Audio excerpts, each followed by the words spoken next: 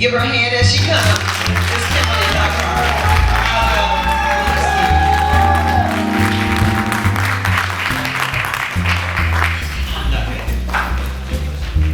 I really don't need this microphone. Photographer, Mr. Tony, was trying to put a microphone on me, but I told him my voice carries, so I don't need one. But I'm like, it's going on here. How's everyone today? Good. First, I'd like to thank each of you for your young ladies for your attendance on yesterday. Those who were able to get a chance to witness and experience a new women's project we launched yesterday. This is professional development for all female students enrolled in Shorter College. So if you didn't get a chance to attend yesterday, mark your calendars for May 17th, which will be our next meeting with this organization. And for those of you who did come, thank you. It was great. Well, thank you. As the year progresses, all right, we are hopeful. I am prayerful that this program outlive me at Shorter College. All right. With that said, I would like to recognize and thank the people who have been instrumental in having a successful year in the literacy program, and those are the literacy tutors. I could not have done this alone, I promise you. They know me. I'm on one day and off the next. I'd like to recognize Mrs. Sakita Mason, Miss Sharon Howard,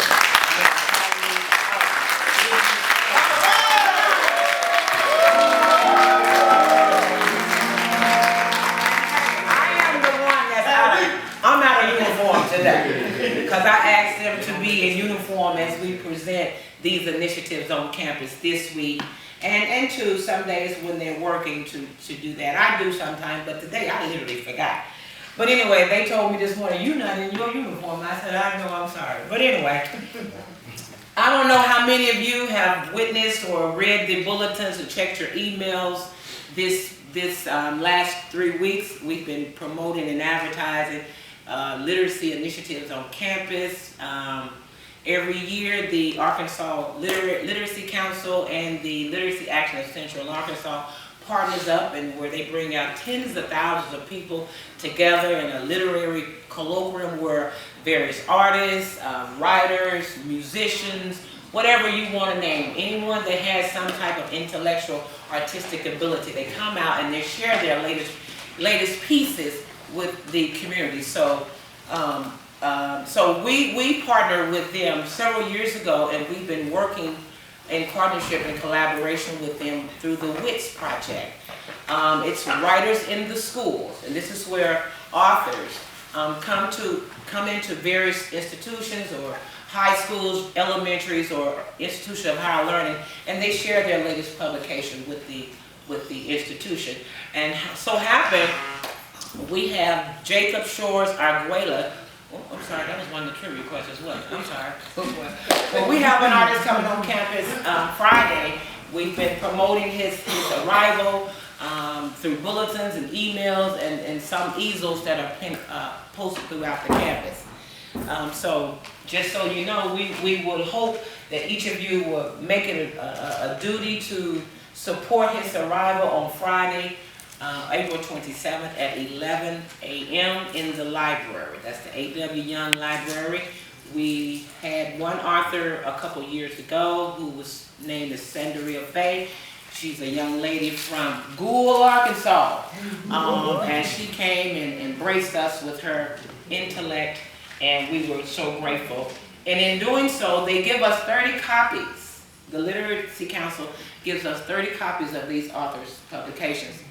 And what we do is we promote literary initiatives on campus to pass these publications out so that you have some reading material to enlighten yourselves, to motivate yourself. For those of you who have or believe that you have God has given you a talent for writing. So we want you to be a part of this. We hope this is an engaging assembly today, not so much as a presenter, but we want you to be a part of this as well. All right, so about 3 weeks ago, I sent a mass email out to all students. Thank you, ladies. I sent a mass email out to all students introducing the poetry contest and the trivia that we're going to host today. And today we're going to announce the winners of that contest. And I just want to congratulate those ladies. Oh, sorry.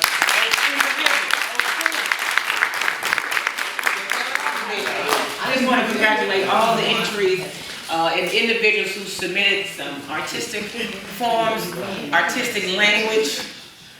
Thank you, ladies, once again.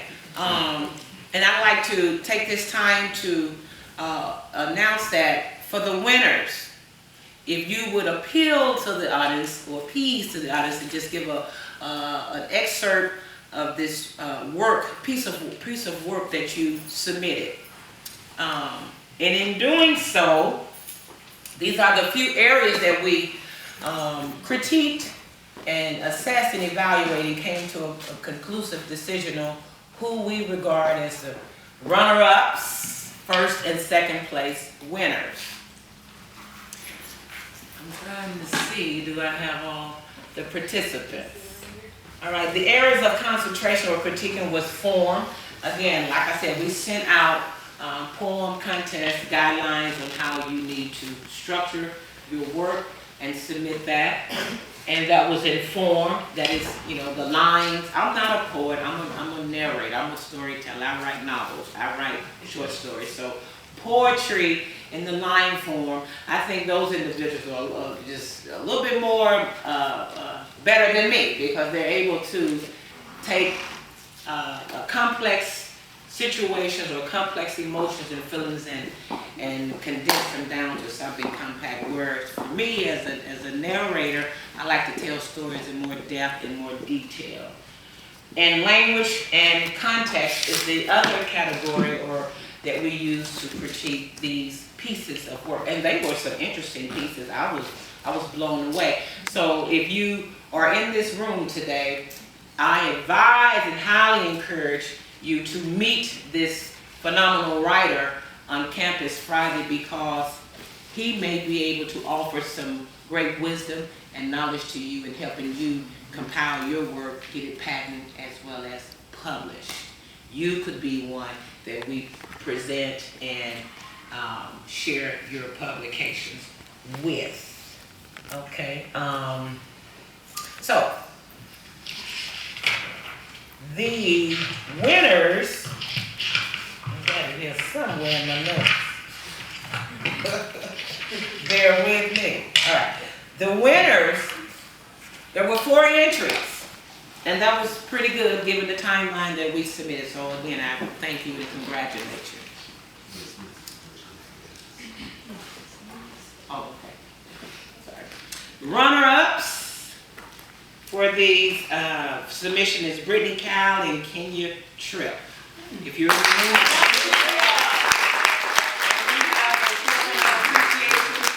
for the work you submitted. I saw one, how many? Come on down. You're the first contestant. All right.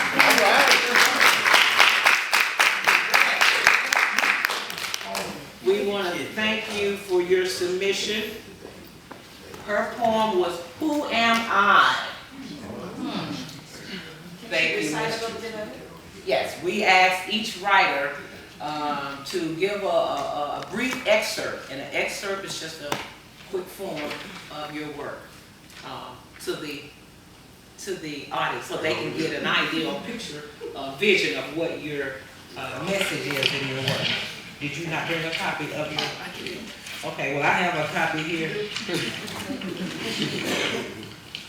You want me to bring it to you? She has it. Thank you, ma'am. Thank you, Ms. Hammond.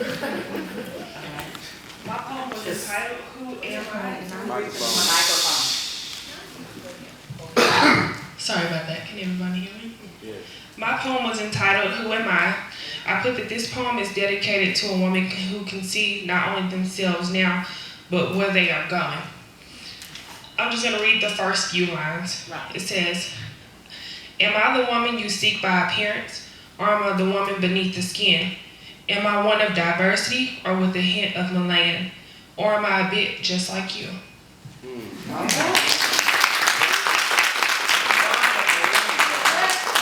Excuse me, anyone in the audience have a question? Mr. Yeah, Lockhart? we didn't hear what she had said, the last part. Would you repeat the last part? I'll recite the whole thing so you gotta get it together. Okay. It says, am I the woman you seek by appearance, or am I the woman beneath the skin? Am I one of diversity, or with a hint of Milan, or am I a bit like you? All right. So, Ms. Tripp, hold on to that publication because Mr. Arguelles has compiled poems in the form of this publication that you just received, and from the research I've done, this book is dedicated to his mother. I believe that a lot of the work involved was inspired by his mom and her passing. So I believe there's a lot you can get from this. I took Spanish in college, I took French in high school, and my Spanish teacher used to always tell me that she could hear French when I was trying to speak the Spanish, so I wasn't real big on, I could do the word, but as far as speaking it, I wasn't strong in that area. But the title of this book means paradise. So Paraseo, I'm not sure, I can't pronounce. I know the R is kind of a roll of the tongue and I've not gotten there yet. So, but translated, the title of the book is translated into paradise. He's a Costa Rican, a writer out of Mexico, and I think he will be influential to our campus, being that we have a diverse population, and we have served a good number of Hispanic students, and I've invited some individuals as well as acquaintances of Hispanics on campus Friday, so I look forward to all of you attending. Brittany Cal, all right, so that leaves us with the first and the second winner. And the second place goes to Joyce McFadden. All right.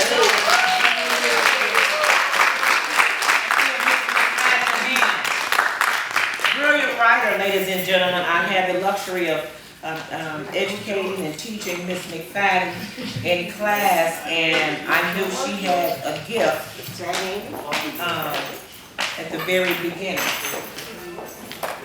Thank you, Miss McFadden. I chased her down. Did I not, cook? Yes, you did. I knew this was something that she needed at this juncture in life. I just had your poem. Okay.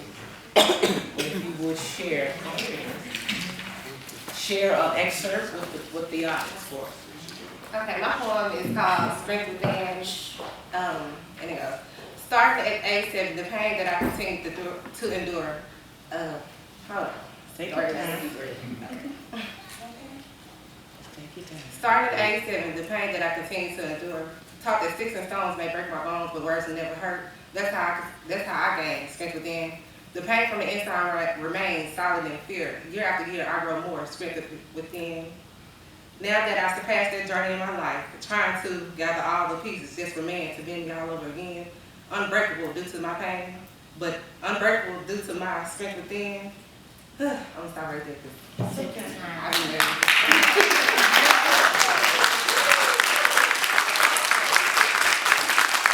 you, Miss McFadden. Did you get your gift? I need my y'all gave it, now you won't take it back. When I was reading these pieces of work by these young individuals, I could feel, I could resonate, I could relate to a lot that they were expressing. A lot of times writing comes from within. You write about how you feel, what you've witnessed, what you've observed, and being able to put these poses in writings to show other people is an inspiration, healing process. I write for healing. I try not to bottle a lot of things inside, and putting them on paper helps me make the situation better, and it makes me feel better. Right? Right? Okay. So good. So there leaves us with what? Winner. Number one, take nothing from the other writers who submitted. Each of these individuals were great in their own way. So we were challenged with a situation of selecting the right one. So we had to research and find criteria and how we would evaluate and assess these pieces of work. So I am very pleased to announce the first place winner, Mrs. Jamie Griffin.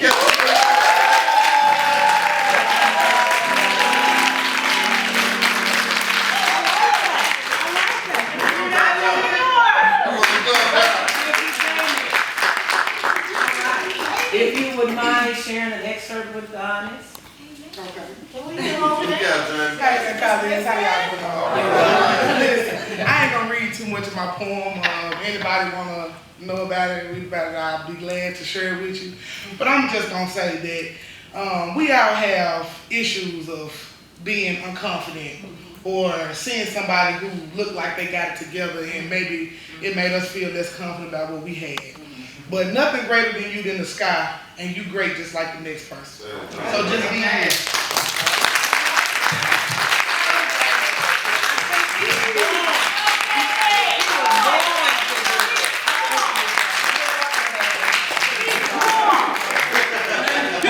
Congratulations. You're not gonna read a couple words?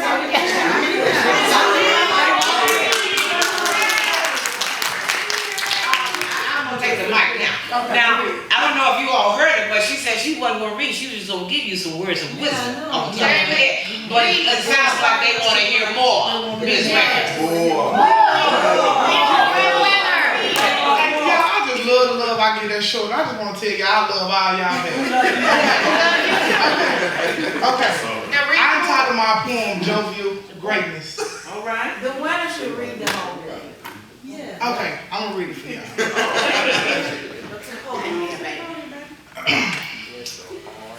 Living at the minimum, mind or momentum, forced to dream on the outside when all the rich is on the inside.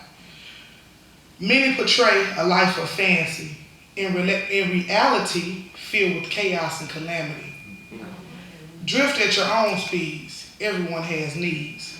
Continuous journeys of struggle, don't let the pain stop your hustle. Enduring opposition of perception to feel the context. Enjoying, I'm sorry y'all, excuse me. Take